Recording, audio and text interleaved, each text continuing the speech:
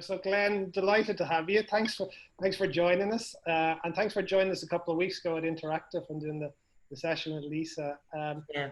What we wanted to do is chat a little bit about you and the backstory and kind of how we got to Livongo and then a little bit then maybe a little bit of future gazing as well. So let's go back right to the start. And you grew up as the youngest of six. Tell us a little bit about those early days. Well, I did grow up as the youngest of six, and it was a lot of influence from both of my parents. My mother was very creative. My dad was on the road selling much of the time, and so being the youngest of six, you're instantly competitive. Right. You have to fight for food and everything else, and there's a lot of hand-me-downs, and you're drafted into things that older people are doing, because sometimes if you're playing a game, you need a fourth person. It doesn't matter how old or young they are. So grew up in a great competitive family. It was kind of split between, initially the family was from the Midwest, from St. Louis and Chicago. And then when I was in fourth grade, we moved to the East Coast. My dad had gone through kind of starting in St. Louis, then received the big promotion to Chicago. And then after a number of years there, the bigger promotion to New York. So I was kind of carted along, and I grew up really on the East Coast of the United States and spent a lot of time over years in New Jersey and Washington, D.C. and Pennsylvania, where I went to school, and spent 3 years at a little school in Pennsylvania called Bucknell University, just under a year at the London School of Economics, LSE, and ultimately went back to Oxford for a degree in social anthropology, which a lot of people say, what's a social anthropologist doing? And it turns out that social anthropology is the study of how cultures change. Okay. And years ago, there were a variety of reasons why they changed. I studied the Amish in Pennsylvania, and I actually lived with the Amish, embedded for a period of time. No electricity, no screens on the windows, very interesting time, kind of a time warp being thrown back 100 years. And that was fascinating. But studying how cultures change, today, the way we change cultures is with technology. And so you don't need a better example of that than Facebook, which is, we've all heard about the revolutions that Facebook has caused. We understand the negative sides of Facebook relative to political issues and the like. And so, but technologies generally are how we change cultures most quickly today. So it actually turned out to be great grounding. I didn't plan it that way, but it turned out that way. So that's a little bit about my background, and that was your curiosity was towards that. That was what when you were. What prompted you to go to Oxford to do a master's in social anthropology? Well, I think there were a few things. First of all, curiosity is a great word because, and I give my mother a lot of credit. She never said no to anything, and she encouraged us to try a whole variety of things that we as parents today would never allow our children to do. But, I'm reminded of early on, I was very interested in solar energy. And so she let me climb up on the roof, cut a hole in the roof, build a solar panel up there. It never worked. The roof never stopped leaking after that. But it must have been 25 years later, I started a solar company, which ended up being very successful. And we sold it to Southern California Edison. And people said, what do you know about solar? And the answer was not much, but I referenced, well, early in my career, I did a project on solar, never mentioned what it was. So, but there was a lot of encouragement. And my oldest brother is a very well-known entrepreneur, has started many businesses. And I think the family is very entrepreneurial. And that came, I attribute much of that to my mother. So, that curiosity and that curiosity as well relative to, again, how things change, how we use technology in different ways. I've always been very curious. And even today, I'm a known consumer of lots of magazines of all different areas, simply searching for ideas, better ideas. Yeah. So I spend a lot of time there. Well, look, I was going to ask a question, but it's not to be answered now. But what was going on in my mind when you said that was, what did you do in the winter when the hole was there in the roof? But that's a conversation for another day. Conversation could go in many directions. I want to come back to the Amish for a second, because we were talking about technology changing culture, but that's a great example, right? So tell us a little bit, before we kind of move on, but tell us a little bit about kind of what you learned from the time you spent with them, and specifically around technology. Well, it's very interesting because the Amish, like many cultures, are very misunderstood. So people, one, don't understand that they actually do a very good job of managing technology. There's a statement, they refer a lot to the Bible, and there's a statement that says the devil often comes dressed as an angel.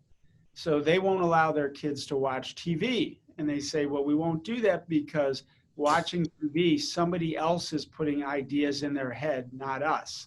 Wow. And so that's a perfect example. Similarly, with technology, they won't allow their kids to have cars. But what do cars do? They allow the kids to go places and get out of the supervision of the culture. So again, it's this idea of how do we appropriately use this? Now, they will use a car that someone else drives to get somewhere. So they are very astute in how they manage technology, perhaps better than us, because what we do is we do massive experiments. We say, let's give everybody a phone. Or I love the idea of, who knew that putting a little camera on a phone would so change everything we do? And yet it has in ways that we can't even imagine or couldn't have imagined. Yeah. So I think, it was very interesting to watch how they were very thoughtful about what comes into their culture, what the impact is on their children, on each of them, on families. If you're in a horse and buggy, you can't ever go too far away, and you're always close to someone you know. Yeah. It's a very different cultural kind of phenomenon than what we have today. Yeah. Fascinating. It's fascinating. We could dig into this. Like you got my curiosity going, but just in terms of time, I want to switch gears a little bit. So moving from Oxford and anthropology into the world of healthcare, maybe just take us on that step of the journey. Sure. Well, when I came back from Oxford, I always assumed that I was not going to go and join a large company. I started off in, I mentioned solar. I was very interested in how do we use technology to improve the world. And I always thought about three areas. One was energy, and so that's why solar was interesting. And I started off in a small company in Pittsburgh using alternative energy technologies. And then I spent a little time in Washington, had some experiences in the government, in the White House, and at the Office of Management and Budget. And then I really launched my business career, first with my oldest brother, who had started a company using technology to automate how we manage cars, property and casualty insurance. So if a car is damaged or lost. But that was essentially taking a handwritten process of writing an estimate on a damaged car and automating it. Right. And so I saw the early use of technology, of automation, of data science to make it faster and better. And from there, I jumped to saying, what could we automate in healthcare? And we were writing literally more than 3 billion prescriptions in the US. And we used to joke about, and I think this is true all around the world, how poor doctors' handwriting is and how many errors there are, we all know, in writing and written prescriptions and drug interactions. And so I said, what if we could do the same thing we did for the property and casualty insurance business and automate these 3 billion illegible pieces of paper and really save lives? And the Institute of Medicine had put out a report that said that each year, 6,000 Americans die from preventable medication errors. And I said, gosh, we could save 6,000 lives. That's amazing every year, and no one even talks about this. Right. and we could make the process better and faster and easier. So we did that, and that's where I really became familiar with healthcare.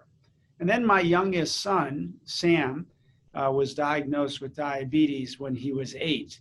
And I did what most parents would do. I went to the hospital and he looked up at me and said, "Dad, can you fix this?" And I made the commitment that I would. Little did I know what I was committing to. And I joined the board of the Juvenile Diabetes Research Foundation, and I started to take all of my charitable giving from my own foundation and focus that on research to find a cure. And but what I figured out very quickly was 2 things. One, it was going to take a long time. So we had to focus on keeping people healthy until we found a cure. Today, there's more adults with juvenile diabetes than there are Right. children. Right. Now, that's a good thing because we've kept them alive. But that means the problem is going to take a while. And second, I understood how unfair the system was, how hard we made it for people with chronic conditions like diabetes to stay healthy. And again, many other countries do a much better job of keeping people healthy, but particularly in the US, we wait until there's an acute problem to try to solve it instead of doing preventive care. And I said, we ought to make it easier. We ought to make strips free, the little strips that you use to prick your finger and check your blood sugar. Why do we charge people and put barriers to using those? Why do we have co-pays? Made no sense. So I said, what if we made strips free? And people looked at me like I was from another planet. Yeah. And then other people looked at me because they said, we make a lot of money selling those strips and you want to give them away for free. But that's what we did at Livongo. So to fast forward, in between there was 1 or 2 stops. One was at a company called Enterprise Systems. There we were automating both supplies and resources at hospitals, but also we were automating the process into operating rooms. And believe it or not, they open someone's chest to do heart surgery and they'd realize they didn't have all the right supplies. Seems unimaginable. And someone would jump in a car, drive somewhere to get something while someone's chest was open. And again, unbelievable, but we solved that with simple checklists to say, before you start, check to make sure you have all the right supplies. Went from there to Allscripts. That's where we did electronic prescriptions, became the largest in the world. And then from electronic prescriptions, people said, if you're doing that well, why don't you help us with electronic, what were then called electronic medical records, what we then changed the name to electronic health records and built the largest electronic health record company outside the 4 walls of the hospital. We had about 50,000 practices when I left. And again, from there transitioned to something that would impact people directly, which was Livongo. So that's the quick story, maybe not so quick. No, that's perfect. There's a lot of more detail behind that you didn't go into. Yeah. But one of the stops on that journey was setting up 7wire. So maybe because you guys have quite a unique model and Livongo is quite a unique story. So maybe you could just talk us through a little bit about that, kind of the motivation for setting up 7wire and then how Livongo kind of came into being. I know. Sure. Well, first of all, I would say that I've been very fortunate in my career to be surrounded by a lot of wonderful people. And nothing great is accomplished by individuals. It's always a team. Sometimes, one individual gets focused on or gets to take the question, but it's always a team. And Lee Shapiro, who was our chief financial officer at Livongo, has been by my side for 25 years. Everything from running marathons together to building businesses together. And we have, while we were running other companies, at night, some people are in the afternoon, some people are on weekends, some people can play golf or do other things. Our habit, what we love to do is build businesses. And as we built some of these businesses, I mentioned, everything from restaurants to solar energy to shoe companies to just magic business to all kinds of things. As we did all those businesses, we needed a vehicle, a place to put them, because people who would invest with us, when we would give them the money back, they'd say, well, just keep the money, put it into the next investment, keep it in the fund. And we didn't have a fund. So we created a fund. And interesting, the 7-Wire story is about connecting the US to Europe, to in that case to Great Britain, and they tried with cables to do it, and they tried 2 cables and 4 cables, and the magic came, for reasons no one quite understood, with 7 wires. When they finally put 7 wires, they were able to open up this whole new world of transatlantic communication, and that drove enormous amounts of commerce and the like. So that's where the name came from. But we have been fortunate. Our first fund, 7-Wire, existed, and we have a number of 7-Wire funds, but our first major healthcare fund, we're just under 3 years in, and it's been very successful. We've returned in 3 years 93% of the money, and we're up about 3x, with 11 companies left to harvest. So it's a pretty exciting undertaking. It's a very unique model, 2 guys running marathons, creating companies, and building them up from scratch. It's not the traditional go and raise 500 million and splash it around. So but I guess it's as a builder and operator, it's very suited. It's hard to scale though, right? Because there's only we don't want to scale it. I think the issue is, we said we limited the fund at 100 million. We'll limit the next fund at 100 million. Right. Our magic, if you will, is that we get hands-on with every company. We say to companies, if you don't want us involved, don't take our money, because that's what we do. So we open up our networks each weekend. I have Saturday mornings and Sunday mornings. I have office hours, and I usually meet with the companies for about an hour.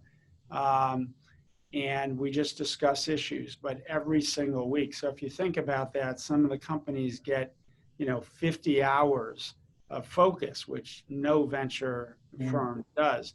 But we do that because we're constantly, across a whole variety of challenges, sharing ideas, opening up contacts and the like. And that's what we think helps the companies be successful. And if they're not being successful, it helps them pivot to what they should be doing. So I will mention, by the way, that someone had taken a picture of us on mile 17 of the marathon, and I was still holding a list that we were discussing on mile 17. No way. About topics. I was pointing to a list. This one. So, yeah.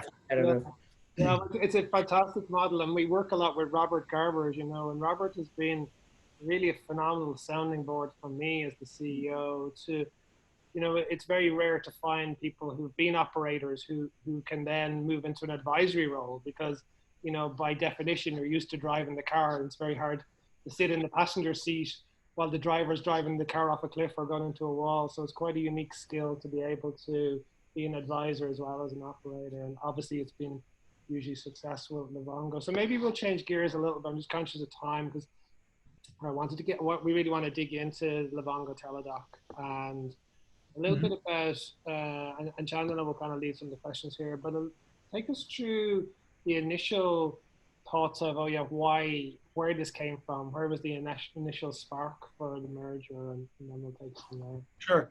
Well, I think like all good ideas, they come from the members or the users. And we were fortunate to build an incredible model at Livongo, and that was always focused on our members. Members first, that's where we start every conversation. How do we improve the experience? And interestingly, about a third of our employees at Livongo have a chronic condition or have a direct family member who has a chronic condition. So there's this passion, there's this understanding of the challenges that our members face every day. And so everything we've done at Livongo has been about our members and creating not just a better experience, but a different kind of experience. And, you know, I think about like when the iPhone came out, no one said it was better than another phone. They said this is completely different than anything we've seen. And that's how people think about Livongo. So when you think about that experience, you know, people would call us and they actually trusted us. We were there 24/7. And again, going back to that social anthropology, when someone called, we didn't say, "Can I help you?" Because that means that I have the answer and you need help. We'd say, "What do you need?" So the minute I say, "What do you need?" you're in charge. You tell me what you need. And everything about the experience was designed to make it easier and better and different than what they had seen. So fast forward, we started getting calls when people were saying to us, "Oh, I'm calling and it's 1 a.m. and I think I have a sinus infection." And we would say, "Well, why are you calling us? We do chronic conditions." They'd say, "Well, number one, you're the only ones who are answering the phone at this hour. Two, you're the only ones who I can trust. And number three, you actually solve problems for me." Yeah. So, you know, the more calls we received, we realized there was a need we weren't fulfilling because we have to take care of the whole person. We can't say, "Oh, I only do this. And sorry if you have this other problem." In fact, we started with diabetes and very quickly we realized that 70% of the people with type 2 diabetes also have hypertension. If we didn't address their hypertension, then they were still going to feel bad. Yeah. And so addressing their diabetes wasn't enough. Similarly, we knew a lot of those people had weight management issues. A lot of those people had mental health issues. So putting together that package. So it was one, it was very focused on what our members needed. And second, the buyers, our clients said, "Listen, Glenn, this is great, but we can't have 5 different apps and 5 different coaches. And it's a terrible experience for our members, our employees, our dependents. So can you fix that? Can you have one experience, one place to go where whatever you need, we'll take care of it?" You know, and all of us have had that issue where it's the middle of the night. We have one question. We don't want to go to the ER. That's not a good economic decision. It's not a good decision for you. And now today we know that walking into a hospital, you're exposed to a lot of other people who may be sick when you didn't even go there sick. And now you're exposed to that. So how do we create that experience? So we started to look at that. And as we identified potential candidates for acquisition, for merger, along comes Teladoc, and Jason and I looked at each other and we said, well, this is a perfect fit. You're the leader in your space. We're the leader in our space, number one. Number two, there's only 25% client overlap, which was fascinating. Yeah. I assumed most of the innovative clients would come to us and they'd go to them, but these markets are so big. Yeah. So each of us have 75% selling opportunity. They were in more than 50 countries internationally. We wanted to go international, so we would have had to do a lot of work that accelerated that. They have a base of 70 million people who have access to Teladoc. And we know that probably half of those people have chronic conditions. So we said, imagine, while we're growing very rapidly, exposing Livongo to 70 million people, exposing Livongo to people around the world much sooner than we would have. So my goal has always been, how can we help people, more and more people, stay healthy? This was the fastest route to do it. And when you put the companies together, amazing fit, no product overlap, completely complementary. Yeah. We were great at data science. They needed more data science, you know, and it just fit. And so it came together very quickly. Yeah, I think you really hit the nail on the head. Things we spoke about a few years ago, you know, so many point solutions and nobody really wants to partner with all of them. And it looks like we're already starting to address a lot of that. I'm sure you've read a lot and there's so much conjecture on what this partnership means for the industry, right? Have we propped up? Is there immense pressure now on, you know, the valuation of companies, or does this mean platform plays here to stay? What, in your words, does this partnership mean for the healthcare industry as a whole? Well, first of all, many of our would-be competitors and other players in the industry have been very gracious in writing me thank you notes to say, thank you for helping our valuation. Yeah, right. So, so I think what it means is, look, this is, this is kind of what the future is going to look like. And that is, it's platforms that have a whole person experience. We have really coined this new phrase, which is consumer-focused virtual care. And that's really what we're talking about. It's consumer-focused. I would say consumer-driven. Yeah. And our consumer-centric is another way to say it. It's focused on the health consumer, and it's virtual care.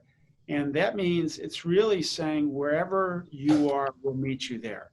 So if you walk into your house and you want to talk to Alexa, say, Alexa, tell me what my Livongo blood pressure is. And Alexa will tell you. If you're wearing an Apple Watch or any other watch, if you're using a Fitbit, if you're going to a Higgy station, if wherever you are, we'll be there with services that make it easier for you to stay healthy. And that's really the vision.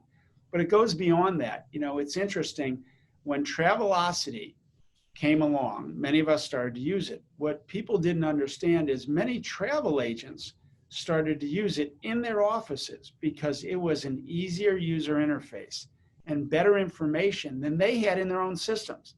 Well, fast forward, when the teledoc of the future, when a physician is using our system, the combined teledoc Livongo system, she will actually look at a screen and she will not only see the person like I'm seeing each of you, but down the right-hand side, she'll see real time what's happening in your body, what's your blood pressure, what's your blood sugar. She'll see that you stepped on the scale that morning. And not only know your real-time weight, there'll be an analysis that says, well, this person gained, you notice how I didn't say you gained, this person gained a pound a month over the last 12 months. It's kind of boiling a frog, right? You didn't notice because it's only a little bit, but it's just like blood pressure. Blood pressure isn't exactly where your blood pressure is. It's what direction is it moving? Yeah. So it'll do the trend analysis. It'll have their medications up there. So the physician can look and say, should we keep using these? Should we discontinue them? And it'll do an analysis to say, here's 2 or 3 things to suggest to the patient. That's this vision that we've looked at for years. When we built electronic health records, we said we want to make the physicians smarter, because we can't replace the physician's empathy. We can't replace her intelligence. But what we can do is make her or make him better by presenting real-time information. They don't have to search through an electronic health record, 22 screens.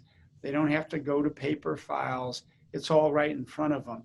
So I think what's going to happen is not only will telehealth visits get higher quality, but I think you're going to see people using Teledoc Livongo actually for office visits. They're going to pull it up, and even though you're sitting there, they're going to be using that screen because it's so comprehensive and it's real time. There's nothing else out there like what we're building. And this isn't in the future. This is months away. So that's what's pretty exciting.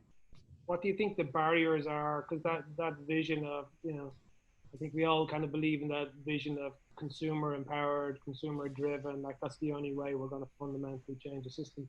But there's lots of barriers, right? So what do you think are the real kind of short-term barriers to realizing that vision? Well, let me start by saying that if there's anything good that comes out of coronavirus, and I believe there will be some good. One, I'm very hopeful. We haven't seen it yet, particularly with this administration, but I'm hopeful that we realize that we are all one in health. So we can't keep part of the population unhealthy and another part healthy. And many of our counterparts across the pond have already realized that you need a basic level of health. I'm not suggesting we need to go to a Bernie system or anything else, but we need to keep our population healthy. We're all one in health.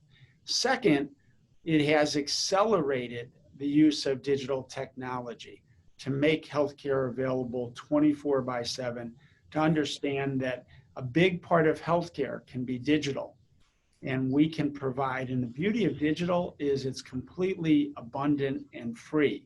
What I mean by that is anybody in the world can now Google something and get the same answer and get smarter. And that's so powerful. Before, you had to go to a library, you had to own a book, those were all cost barriers. So we can make so much in healthcare, and I'm thinking particularly in mental health. So much of that can become available across the world. So that's one thing. Second, we know about the terrible loss of life of coronavirus. We know about the economic damage, and we're just learning about that. But the biggest issue will be the mental health issues. And there again, so many people's lives have been changed, have been destabilized. We can use digital technology like MyStrength and like BetterHelp, both that are provided through our combined company, to help millions of people. And we'll do that. In fact, our recent announcement with Magellan Health serves 1 out of every 10 Americans. And now Livongo will become the digital entry point for those people to say, it's the middle of the night, I can't reach my therapist, but I can go online and start getting assistance and start getting feedback real time, anytime. And so again, I see great promise coming from what was a bad thing, but we've got to leverage that. We've got to use that. So what are the barriers? The good news is that some of those barriers, lack of adoption, have been knocked down. It would have taken years to get physicians to adopt telehealth. We were at something like 5 to 7%. It flipped. So we went to less than 10% to 90% was telehealth. Now it's going to settle in at, let's say, 40 to 50%. That will be 10 times what it was only 6 months ago. But we've also shown the healthcare system and many of our most innovative leaders that, wow, change is possible, and change is possible quickly. No one ever believed that. And now they said, well, you know what? When we have to rally, we actually can rally. Nobody believed that. So now we're starting to see some of the most innovative systems start to do things that it would have taken years. And you mentioned 7Wire.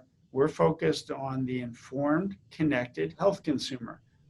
Virtually every one of our companies in the fund is up hundreds of percent based on adoption, because people are saying, hey, there's a better way, and we've just been given license to go out and do it. I think that's going to have dramatic impact because we aren't going back. The genie is out of the bottle and we aren't going backwards. So I think a lot of those barriers will be knocked down. The biggest barrier, of course, is how we pay our physicians. And we have to get, and that's in the US, and we have to get to a better model. Around the rest of the world, a big barrier is utilization of this technology. And again, we've seen that come up, but we can do both better. And the opportunity for improvement. We have years that we can get healthcare with no increase at all in expense if we rapidly move to digital, if we rethink how we're providing it. So that's what I see. I mean, but we need the leadership. That's the other missing component. We need healthcare leaders to step up and say, this is our opportunity. We're taking it right now. Let's not, as was said by so many people, take credit for it. Let's not let a good crisis go to waste. Absolutely. Yeah, you pretty much answered the questions I was going to ask you about how this is impacting some of your other companies, and that's great. The other thing I noticed, besides you not telling both of us that our weight had increased, was that you also used, which I love, a default female physician. So, which we always tend to say he. So, but it was nice, refreshing to hear a she instead. Well, we have an initiative at Livongo called She Powers Health.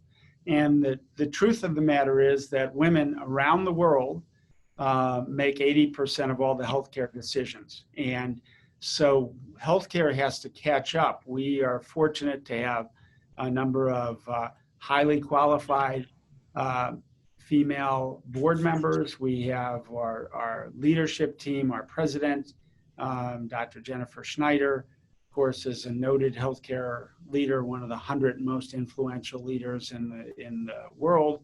And so that's exciting. And then our leadership team is filled with highly qualified women, and we're working very hard to add minorities. And why? Not just because it's the right thing to do, because it's better business. We need the people who are making the decisions to help us design the products. And we need all of that reflected. So we see, and it's always been the case, we see diversity as a strength across our business. So, whether it's liberal, conservative, none of that matters. It's better business to have that kind of leadership. And so we've been very aggressive in focusing on those issues, which tend to be the right social issues as well. Yeah. We measure our performance based on the amount of time we let our guests speak. And so I feel like we've done a good job here. We've done well today. Got out of the way, and we've heard such an interesting backstory, and then also such a positive view. And I think, as we said a couple of weeks ago, Glenn, this time last year or thereabouts, we were talking about Livongo IPOing, and that was the big news. And now 12 months later, we're talking about the merger, which is the big news. So just congratulations to you and Lee and the whole team, and as all your competitors are congratulating you for helping raise the bar. I think it is fantastic results. What we normally do at this point is ask our guests, if you weren't the executive chairman of Livongo, what would you be doing? And I guess it's a good question now, given the transition, but we usually mean it in terms of, if in an alternative universe, if you weren't building companies, what would you be doing? Well, I think first and foremost, look, I'm very, very fortunate. I have 3 incredible kids, and my oldest son yesterday asked his girlfriend to marry him. So that was okay. Breaking news here. Breaking news now announced, and I was able to spend the day before, between meetings, going to virtually every jewelry store I felt like in the world, but maybe it was just in this area, to find the right ring. So family and my kids are very important to me. But look, I love what I do. And what we're doing is, there's nothing more important, no problem more important in the whole world than healthcare. Because if we aren't healthy, nothing else matters. And right after that comes education. And that's the secret around the world. The more people we educate, the better world we're going to have, and more solutions we're going to get. And so those 2 things are where, I spend all my time. And it's because, for me, it's a vacation. It's fun. And so I'm not going anywhere. I expect to continue to do that. But that's a hobby as well. I mean, we just have great companies that we're building in a variety of areas and a variety of industries, and that, a little bit of training, an occasional Guinness in Dublin, and some ice cream. That all makes the world go round. That's the perfect combination. Yeah. Just not at the same time. That's right. Well, it's been a real pleasure, Glenn. Thank you for joining us. Well, thank you. It's great to talk to you, and thanks for all that you do in getting these stories out and helping to share the information. So we appreciate that. Like you, we enjoy it. So thanks again. Great. See you. Thank you. Super. Thank you.